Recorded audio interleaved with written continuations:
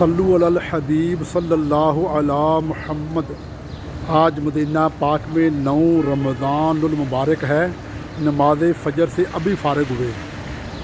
آج بارش بھی مدینہ پاک میں حاضری دے رہی ہے۔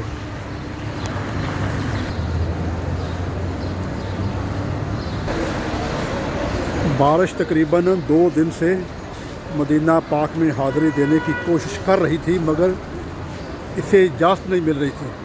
رات تقریباً 12 بجے اسے مدینہ پاک میں حاضری کی اجازت مل گئی۔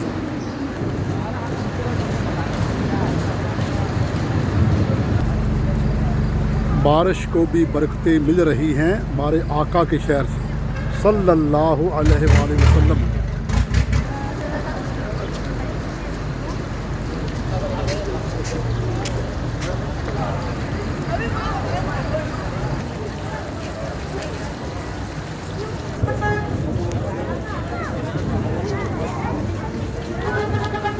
صلو علی الحبیب صلی اللہ علی محمد۔